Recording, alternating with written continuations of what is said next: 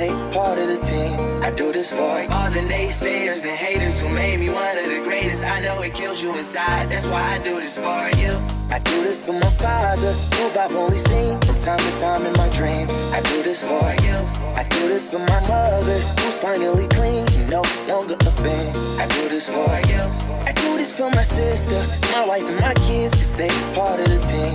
I do this for all the naysayers and haters who made me one of the greatest. I know it kills you inside, that's why I do this for you. I do this for the kids who sit a bit outside the mix, who maybe cope through humor just to fit in for a bit, who never let the world know when depression's setting in. To all of those who know you, that impression don't exist, and it ain't counterfeit, it's just a way to counter it.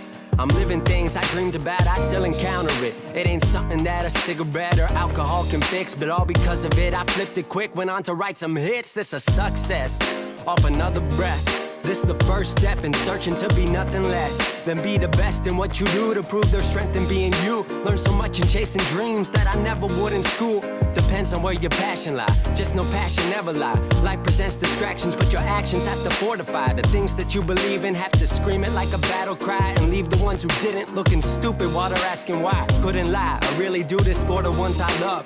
Those who treat the music as a vice and lyrics like a drug. Those who need advice on how to lift their spirit high enough to break out of the box they make of lives they know aren't good enough. Just because it's how it is don't mean it's how it has to be. This is what the uninspired testifiers fail to see. Jealousy results from being that which others fail to be, and if it means you're not with me, that honestly sounds fair to me.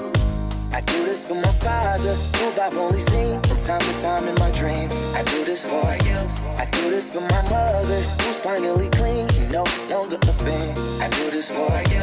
I do this for my sister, my wife and my kids, cause they part of the team. I do this for all the naysayers and haters who made me one of the greatest. I know it kills you inside, that's why I do this for you. Do this for my mother, she'll be working for the summer. Do this for my father, cause these days I often wonder what my life would have been like if I was not adopted. To grow up in a home where I was treated like a problem. I don't know, it's just a guess. Your guess probably good as mine. Lucky that I grew up in a home that wanted me to shine. Lucky that I grew up around some mountains we were taught to climb. Without that inspiration, I don't think that this would be my life. Do this for my friends who've scattered all across the country now. I'm out in Sweden walking back through life so I can write it down. Make a living off the sound, so crazy to say out loud. I'm the biggest thing since Travis Rice to come up out the town. Sorry, gotta stunt a little. Used to have my dreams belittled, but it's all a part of it. I know people's minds are fickle, lines between reality and dreams I blur like faded nights. Come up been so good for me, I wish that I could make it twice. I do this for my father, who I've only seen from time to time in my dreams. I do this for you. I do this for my mother, who's finally clean, no longer a fan. I do this for you. I do this for my sister, my wife and my kids, cause they part of the team. I do this for all the naysayers and haters who made me one of the greatest. I know it kills you inside, that's why I do this for you.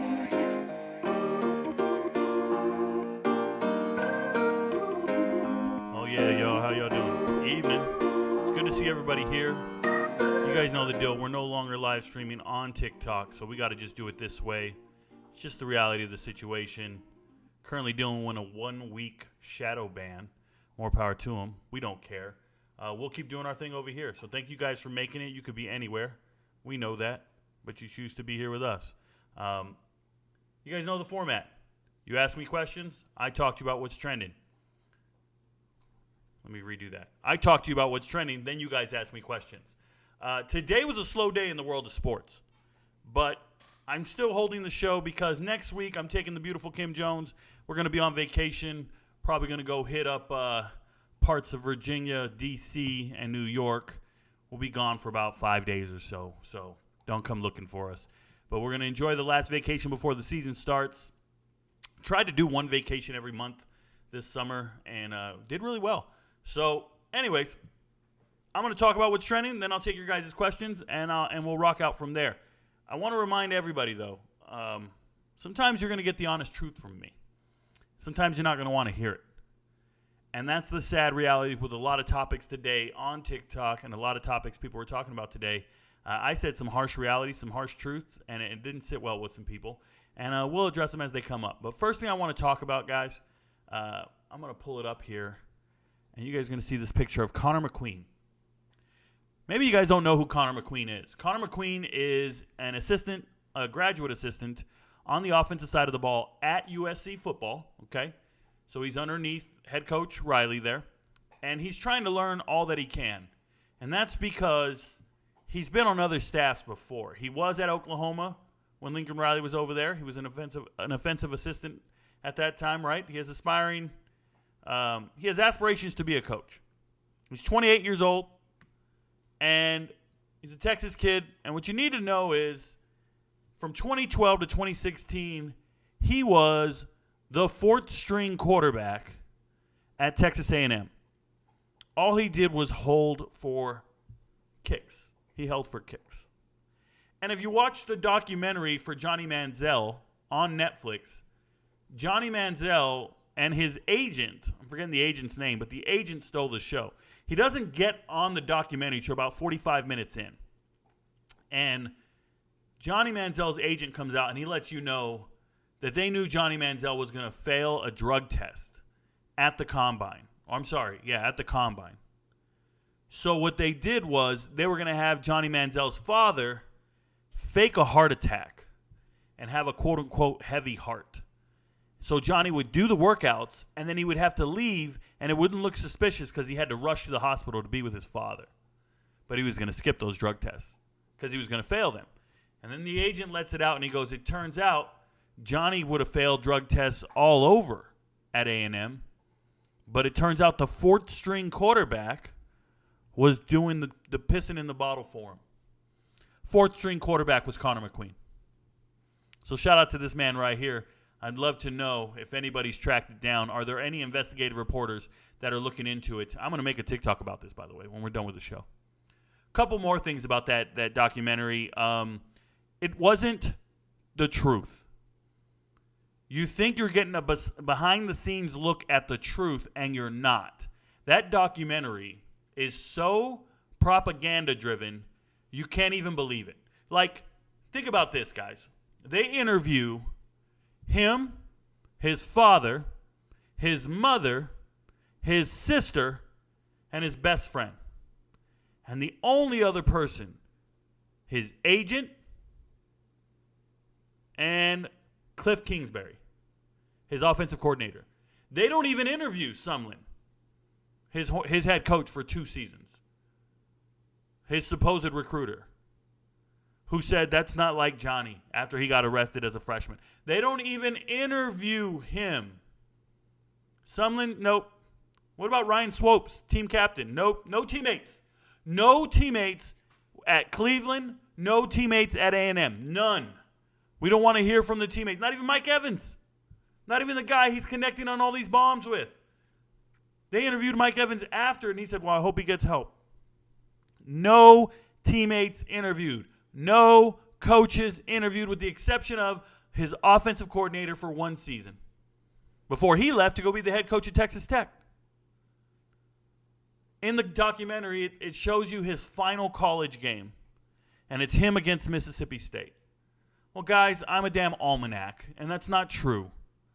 That was not his final game. His final game was against Duke in a bowl game, and he actually brought them back. They were losing. He brought them back in the second half against Duke. And I want to tell you, he threw for like 300 yards, had 70 yards rushing, and threw for he was responsible for 5 touchdowns. And they won 50-something to 30-something. They were losing at the halftime. They were losing at half. And they didn't even show, there was 3 games after that one. Mississippi State, there was 3 other games after. They skipped them all. And another part that bugged me about that documentary, they tried to make it out like he was recruited by A&M, and he actually wasn't, okay? When he was coming out of high school, remember, I study these kids for the last 20 years now. I know every player's journey, especially the top players or any of the top 250. He had offers from Baylor and Rice. And he was committed to Chip Kelly and Oregon. Oregon was his school. That's who he was committed to, verbally. And then, I'm forgetting the offensive coordinator's name, but he had to convince, who was the head coach before Sumlin? Does anybody remember the head coach before Sumlin? can't remember who it was. I'm drawing a blank. I don't remember. But the point is he had to go and convince. Oh, Mike Sherman. He had to go and convince Mike Sherman, hey, we need this guy. And it was it was Rosley, the offense coordinator. A quarterback's coach. He said, we need this guy, Manziel. And Mike Sherman wanted a taller quarterback. Finally, Mike Sherman said, yeah, we'll get him. Throw him an offer. And then they hired Sumlin, and Sherman was gone. Sumlin just inherited a dude he didn't even recruit. But why didn't the documentary show the truth in certain instances? I'll never know. I don't understand it.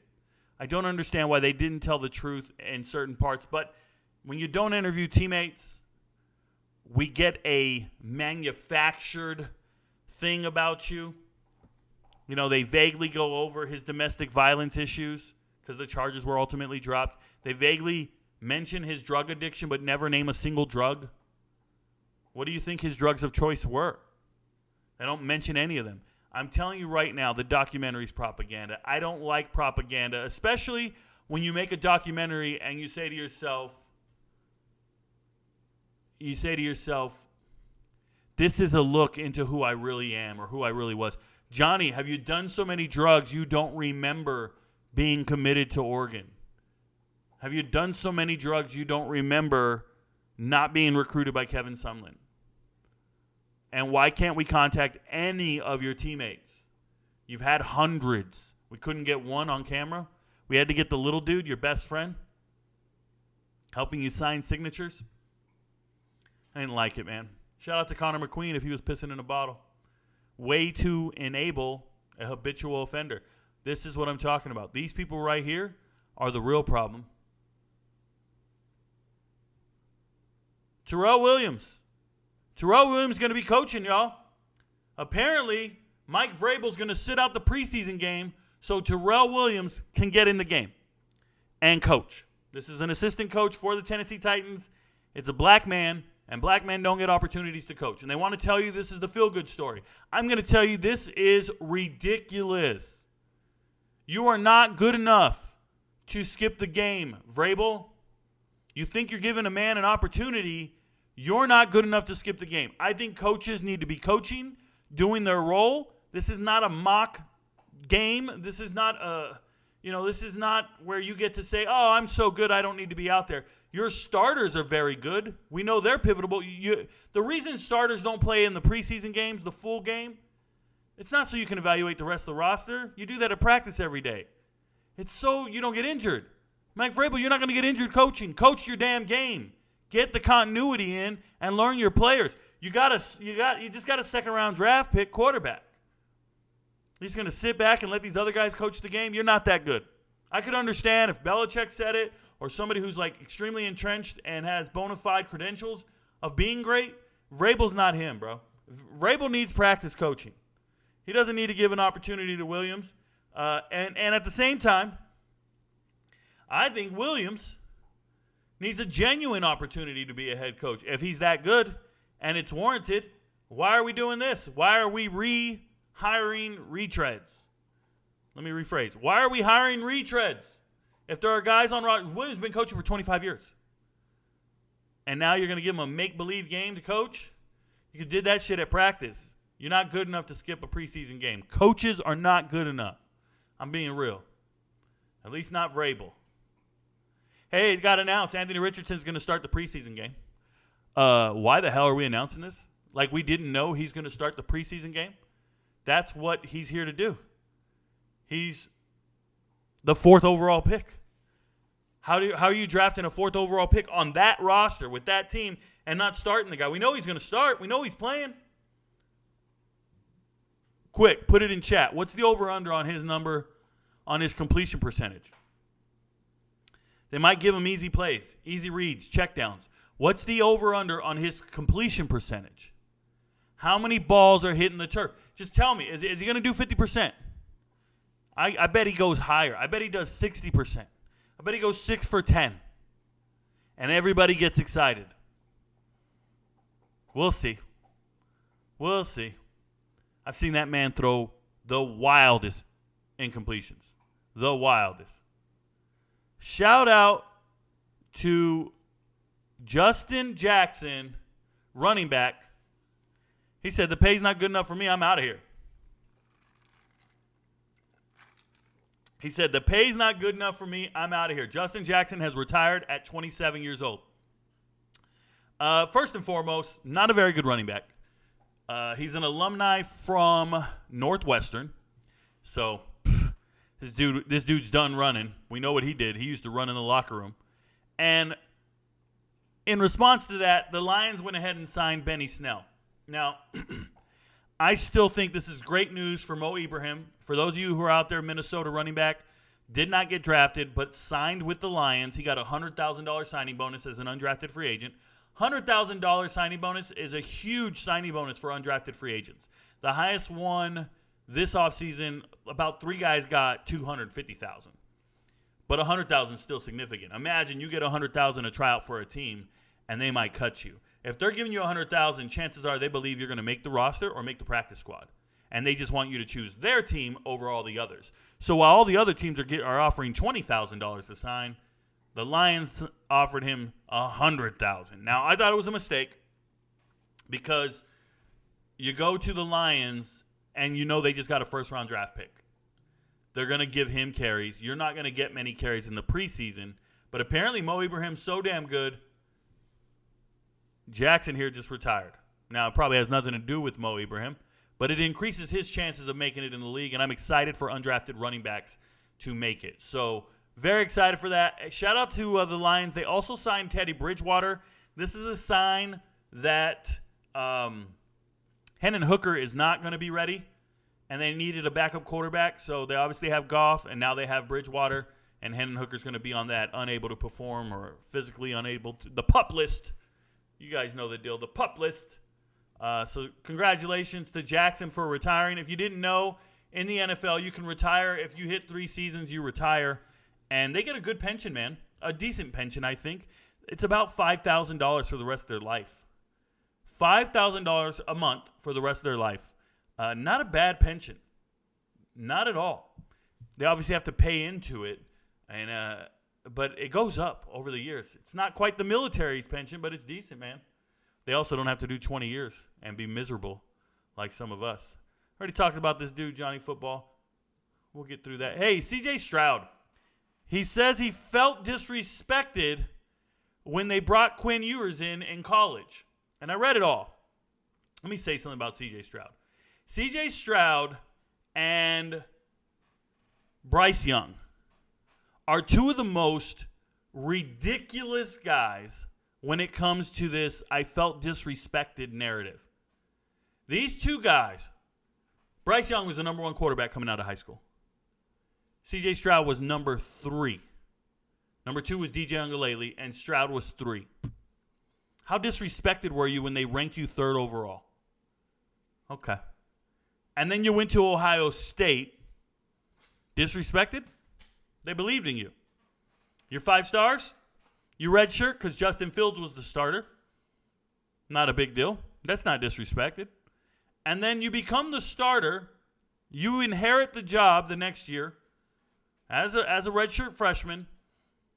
And you're upset they brought in Quinn Ewers before camp. I think 1 weekend. They started camp 1 weekend. They bring in Quinn Ewers. And you felt disrespected about it. Bro, you're not going to make it in the NFL with that mindset. Quinn Ewers graduated high school early to get up to Ohio State. He skipped his senior year. He skipped his senior year of high school, man. It's not that big of a deal. Like, he wasn't ready to play in college. He went up there for a paycheck.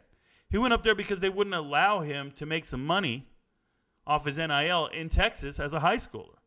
And he could do that up at Ohio State, so he went. And after 1 year, he left. Still a good quarterback, but nobody was disrespecting you. There's always going to be other players on the roster. I think it's crazy. And Bryce Young, when he won his Heisman, he went up there and said, this is for all the doubters. And nobody ever believed in me. Like he's got a chip on his shoulder. Are you make-believing this narrative, bro? Are you make-believing that nobody? Who the hell didn't believe in you? You're starting quarterback at Modern Day, the number one high school in the country, number one quarterback in the country. Then you go to Bama, one of the top programs in the entire world. You win the Heisman. What are you talking about? I'll never understand these guys just selling these narratives. I get it. Everybody wants a feel-good story, like they overcame insurmountable odds. You hear about it. There's all these people claiming they're self-made. And then when you go and look a little deeper, you're like, how are you self-made? Well, I did everything on my own.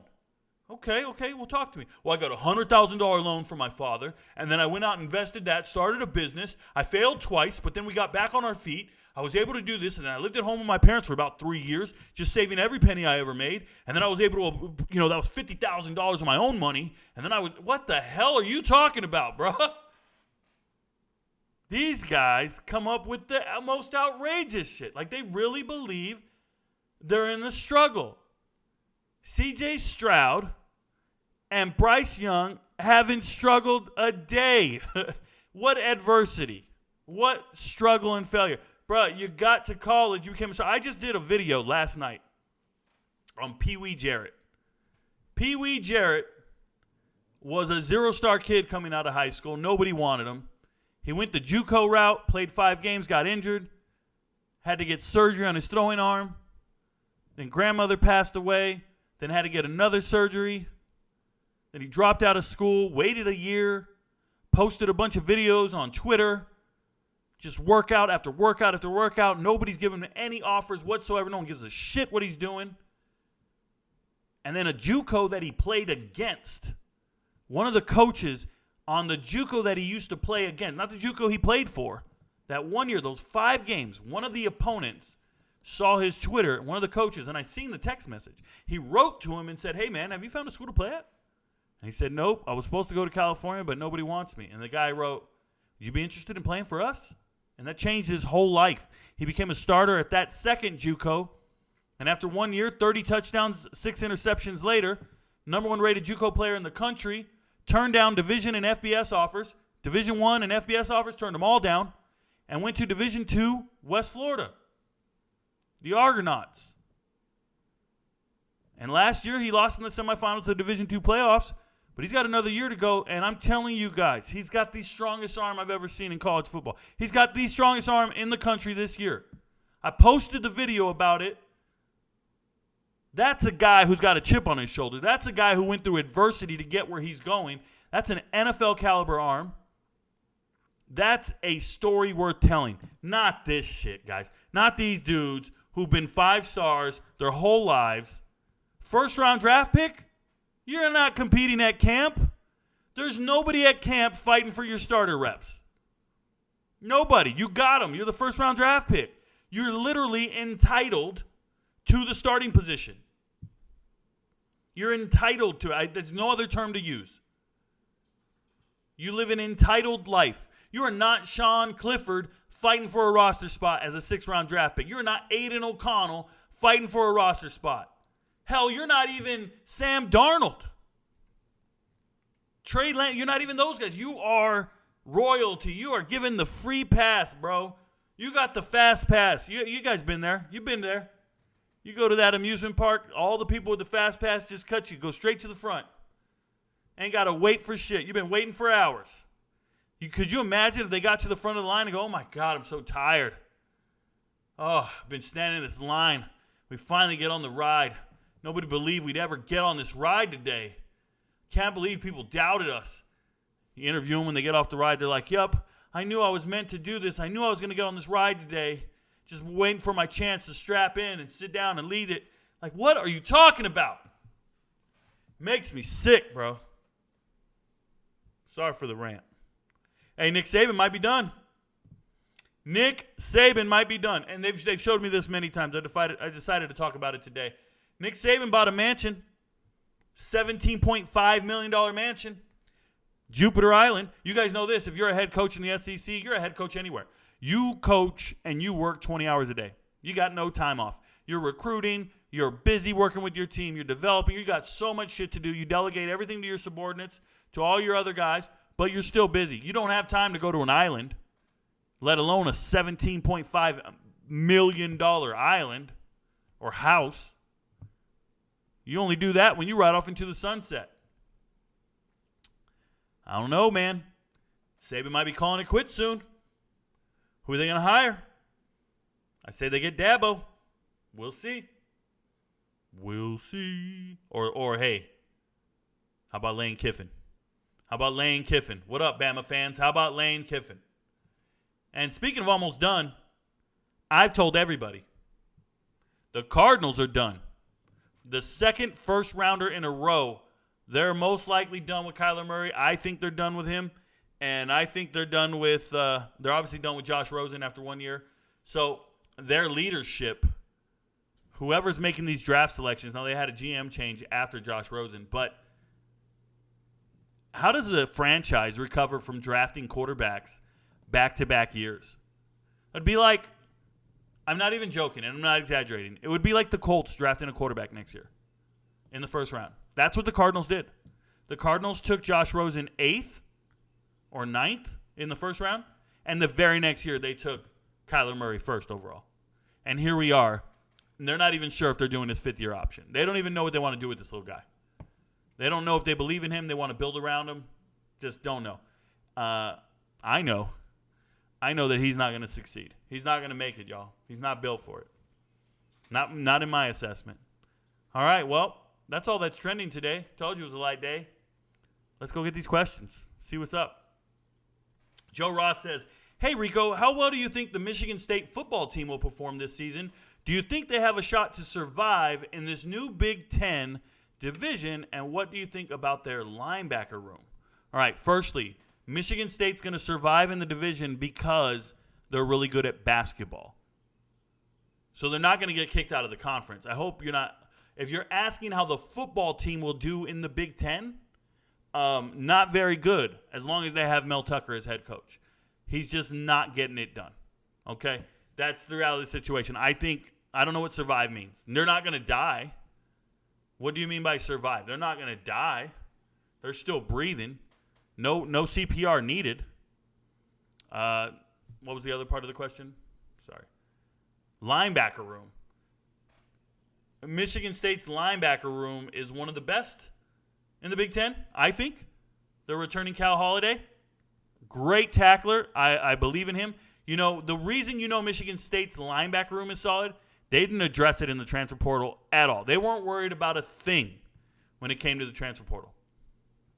So they got Halliday, and then Winman is really good as well. I like watching Michigan State. They're the underdog. I used to cheer for them all the time before they had Mel Tucker. Mel Tucker leaves a lot to be desired as far as cheering goes. He reminds me a lot of Charlie Strong, right? Just a good motivator, a good speaker, a nice figurehead of your organization, but not necessarily a results-oriented person, and you can't judge them by anything other than results, and they're not getting it done. So not completely sold there, unfortunately. Sorry. Good evening, Rico. Good evening, everyone. Hey, Kim, what's up, girl? Please hit that like button and get this like to live before you enter the live. Yeah, hit the like before you enter the live. We have 14 likes. Not good. Not when we have this many people watching. But thank you guys for being here. I appreciate each and every one of you. And I want to say thank you to every single person who watches this live after I post it. I get about 1,000 to 2,000 views on these lives. That means there's so many people that watch these after the fact. And I appreciate every single one of you guys. You're all helping me make this dream come true. Howdy, y'all. 17 days to college football. 17 days to college football. What up? Willie Bobo, tennis and golf expert. What's up, guys? Yes, Steve. A little more than 2 weeks. Shout out to you, Eric Gonzalez. Thanks for being here again. Good to see you, brother. Cindy says, what's up, Rico? Helicopters and something else when you rub it. Can't wait, Steve. Yes, you can. Yes, you can. Corey Flores, what's good, Rico? Spreading positivity all day long. Thank you very much. What it do, Top? What up, Marshall? Yeah, if you guys didn't know, when they call me Top, I am not homosexual. They're not saying that I have an aggression to be on top. They're not saying I have a desire to be on top. What they are saying is I'm the top of the food chain. As a Master Sergeant / First Sergeant in the United States Army, I get called top every day of my life. Kim says, a lot of us respect you more because of your honesty. Word. My honesty is? You fine as hell, girl. Thank you. Steve, That documentary was nuts. Confirmed a lot of the stories we have heard. Who knows what's true? Yeah, I do. Rico knows. Your friends don't know, but Rico knows. Cindy says, hi, Kim. How are you doing? Oh, they're having a conversation in the chat. Shout out to them. Chase Salmers says, I hope no one does a documentary on my college days. Chase Salmers, I was at the VA yesterday. I have some appointments for the VA. They make you go to a bunch of appointments and you retire from the military. And I'm going through that process right now. And they had me retell a bunch of my stories in my life. And if I think about my college-aged years, the stories are outrageous. Outrageous, bro. I've done some things that you guys wouldn't believe. You wouldn't believe them. And then when I try to tell them, you just wouldn't believe them. It's remarkable. It frightens me. I'm still here. Not the same old me, but I'm still here. Jesse Castellano says, Travis Hunter said, I don't be out in Boulder, and I haven't been on campus in his interview yet. 50,000 people sold out the Nebraska game. So, Nebraska game sold out. People are worried about the ticket holders for selling, the season ticket holders for reselling their tickets. The resale price on these games are insane. Nebraska game resale price is nuts. Where do I got to go to get a ticket? Is it StubHub? Is it Ticketmaster? Let me see. Colorado football game tickets. I'm searching it now. We'll let you guys see. And you want to go to like a third. Let's go to StubHub. There it is. Go to StubHub. September 9th is the game. Sorry if I have it memorized. What's going on here? I don't care about none of this. September 9th, Nebraska. See tickets. I want 2 tickets. I want them together. Look at these prices, bro. You want them in this seat right here? You want them in this section right here? 3 listings. 200-something bucks. You can get them for each ticket. That's each ticket with the service fee, $300. What are we doing? What are we doing? It's only, they don't even have this half over here.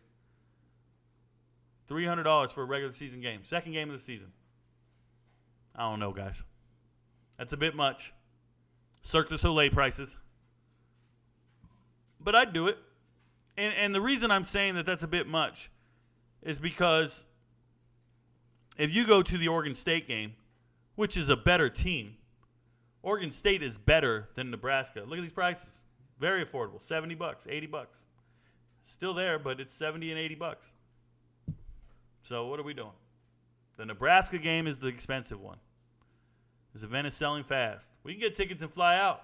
I might fly in. You never know. I might change my mind and fly in. Whoo-wee. What if I go to that game? That would be incredible. If I went to the game, that'd be special. Hey, I might get comp tickets. You never know. I know I'm getting comped to a whole lot of things. I got a lot of high school programs begging me to go to their games.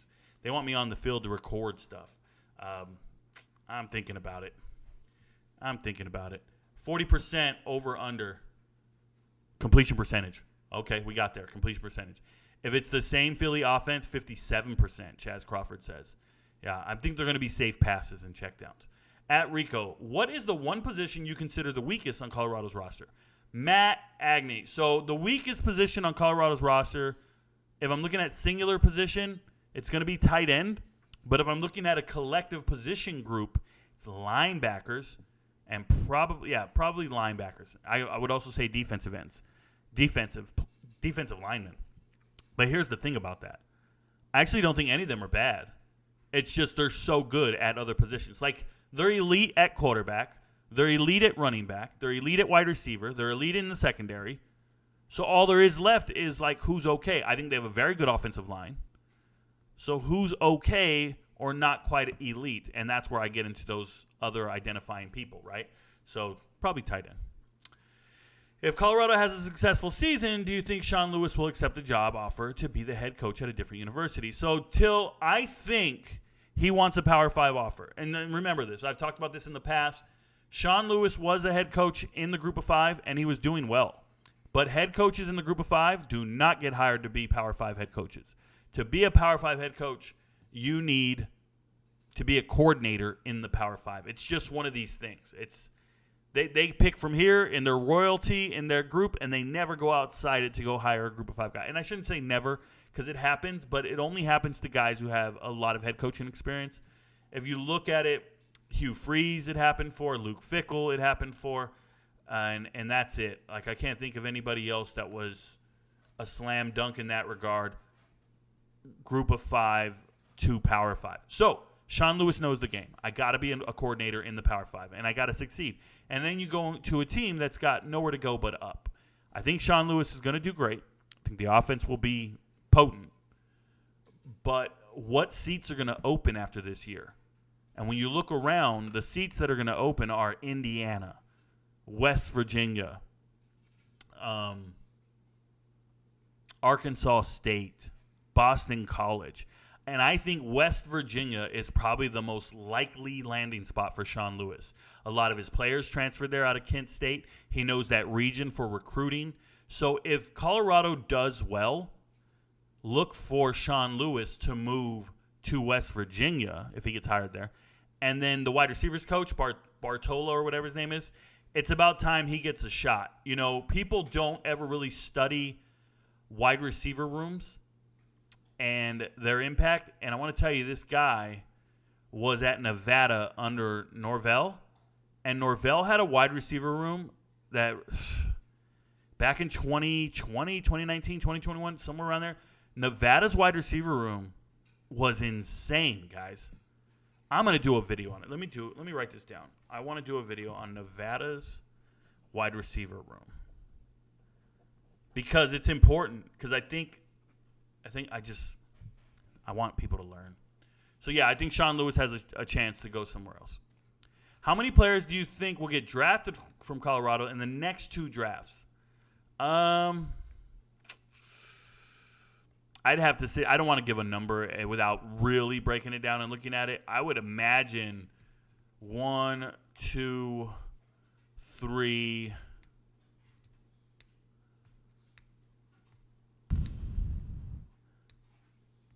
Let's go with 7. 7 players in the next 2 drafts. I'm just giving a number out there. Now, he could get graduate transfers next offseason and increase that number immensely. So there's a whole thing there. But 7 right now on the current roster. I look at that roster, I see 7 NFL players. Whether they get drafted or not is a whole other story. They could just be undrafted free agents. Just wondering if your position in the military will still allow you to be deployed or if your career stateside from now on. I'm a much higher ranking person than the average soldier, so I don't typically go to a deployable unit and fall under. If I was, there's very select few people in charge of deployable units. They're much younger in their careers.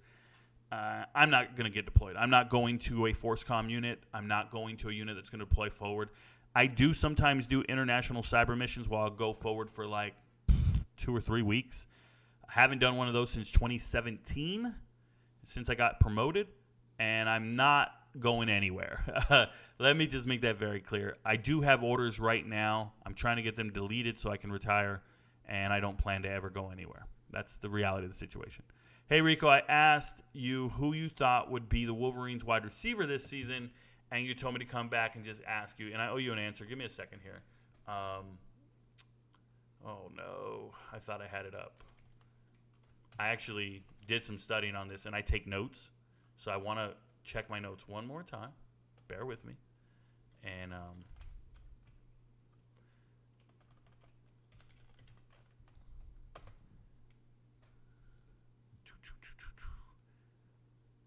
And so for me, right, it's not even about who the leading wide receiver is because I think it's going to be Loveland, the tight end, Loveland.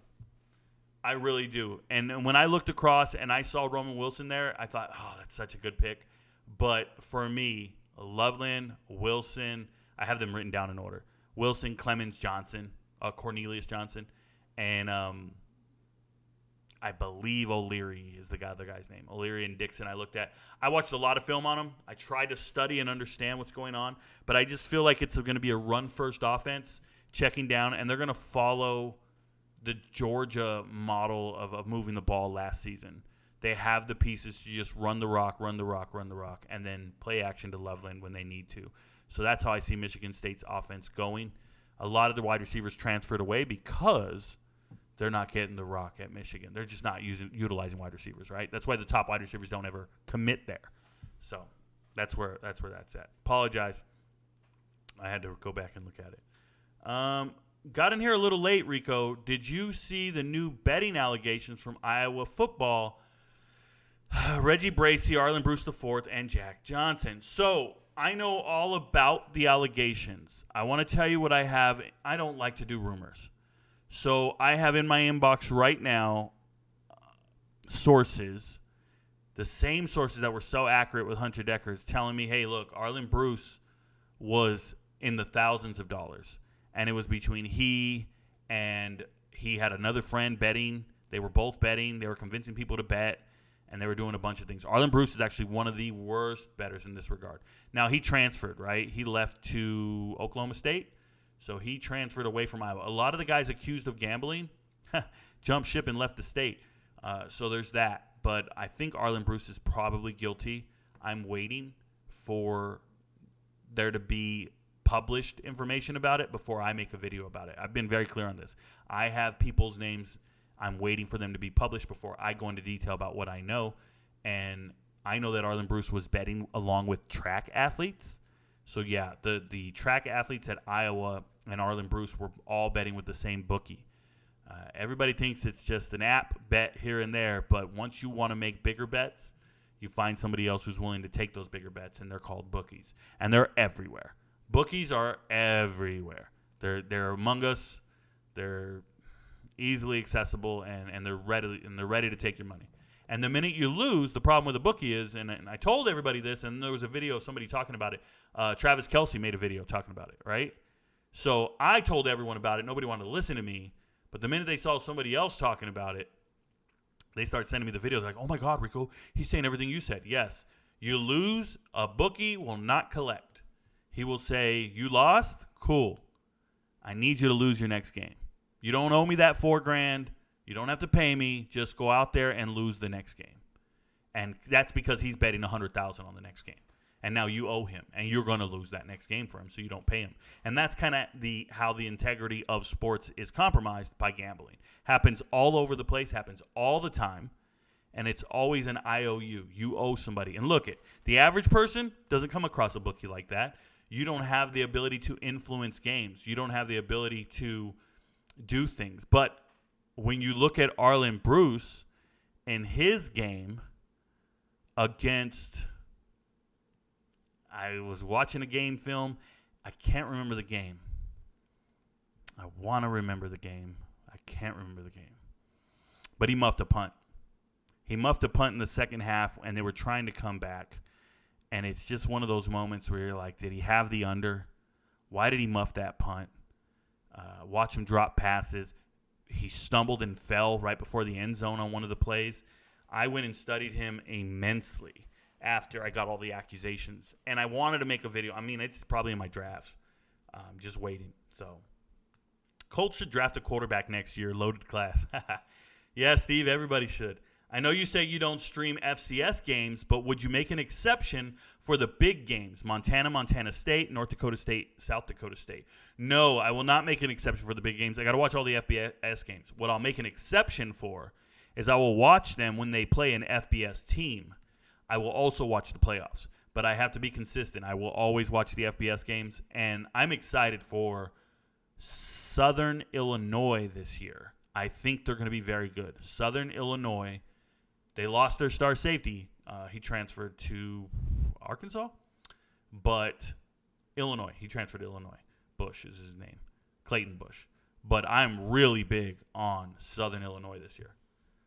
Did you get a chance to check out Leon Washington Jr.? I know you're really busy, so no, I have not.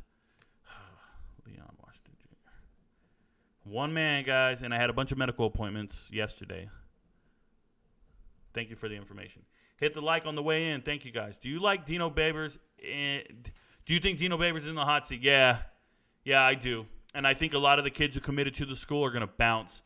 They were all committing to him as a person, and he's a very likable guy. He's a good manager of people, great motivator, but unfortunately can't give away his daughter anymore. If you guys didn't know, one of the players he recruited is his son-in-law now.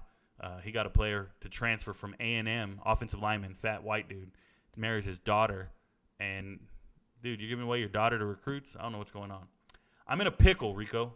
I go into college next year, and I'm trying to debate whether I should try and become a football student manager, help with the recruitment side, or become a basketball manager and try to work with the basketball recruitment department. What you say I should do? I'm thinking of trying both and then deciding.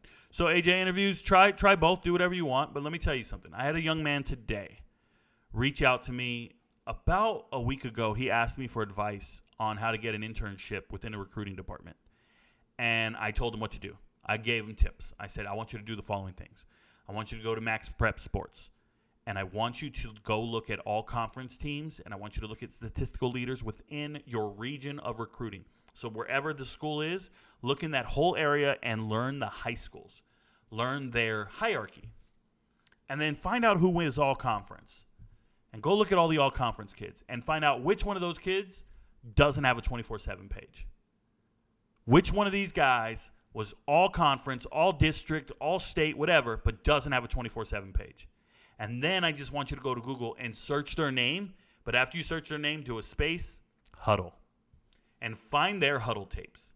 And then do an assessment of each and every single one of those players that was all conference, all district, all state, without a huddle page.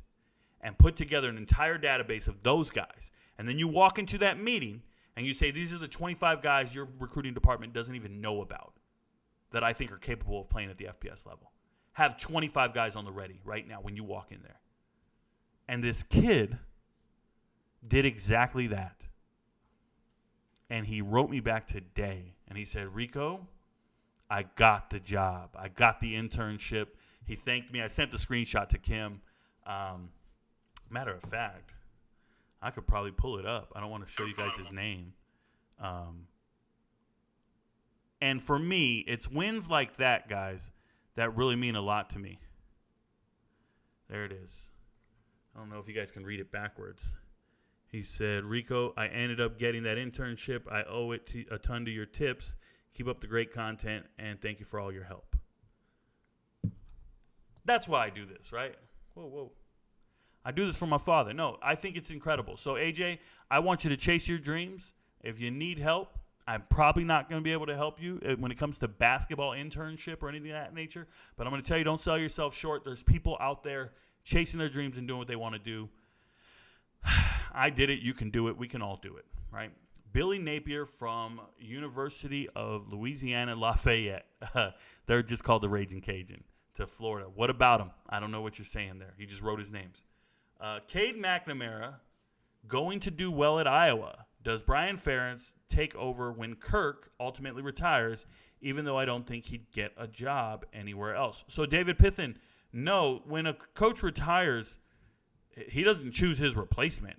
I would assume the university and the athletic director and the presidents are going to choose a replacement, and I don't think they're going to pick Brian Ferentz. He has no track record of being successful, so that's probably not the case. I don't think he's going to do well.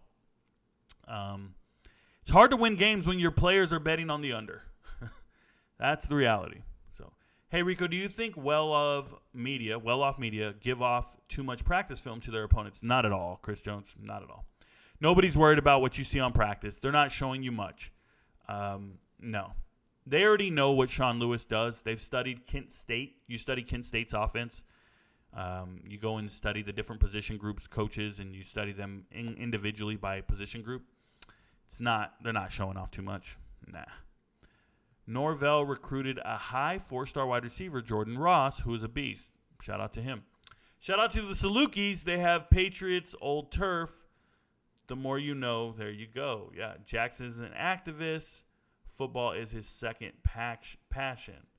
One thing I wanted to say is, you're talking about the guy who retired. So the one thing I wanted to say is when Travis Hunter says he hasn't been out to Boulder and he hasn't been on campus, he's just been working.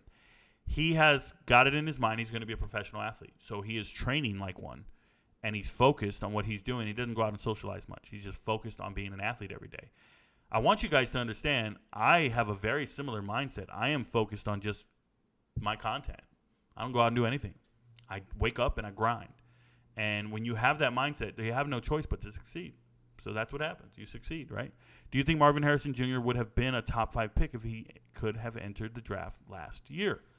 Who were the teams drafting? Did they need wide receivers? They need to be a top 5 pick. You know, you got to look at teams' needs. Team needs is everything. Is he good? He's good. Wide receivers go in the top 5, not often. But Marvin Harrison Jr. is a good wide receiver. That's what I think. I think he's a good wide receiver. Did teams need wide receivers? Don't know. He's probably staying in the top 5 if somebody traded up to get him. Hey, guys, sorry for the short show tonight. There wasn't much going on in sports. Thank you guys for the questions. You keep the show going. But your friends don't know. Rico knows. I'm going to get going. I got some other things to do. I am currently shadow banned on TikTok, so I am doing my best to put out as much content as I can to compensate for the shadow ban. And, one more thing I wanted to talk about here. Did you guys see the little icon to get into the chat today? Get into the show? It's me. I'm doing a flying knee. And the woman, there's a woman on the picture, on the thumbnail. It's a girl. And that girl was not ready for that flying knee. And she reacted like a girl would. She covered her face in this innate posture and was like, oh, no, don't get me. And the point of me telling you guys this, is women should not be fighting men. They can get hurt really bad. So Clarissa Shields, who wants to fight a man in a boxing match, I don't care how good you are at boxing, stop trying to box men. We're not equal physically. It's not okay. We shouldn't be fighting women. Women shouldn't be trying to fight men. And we shouldn't normalize it and destigmatize it so everybody sees it and goes, oh, my God, that's normal. Let's do that. No, it's not okay. No, we're not fighting women. Women, you're not fighting men. Not getting down like that. And if you want to fight a man, be prepared for the consequences. Broken orbital bones, concussions, getting knocked the hell out. We're not equal. We're about to watch the World Championships in track and field here in about 10 days.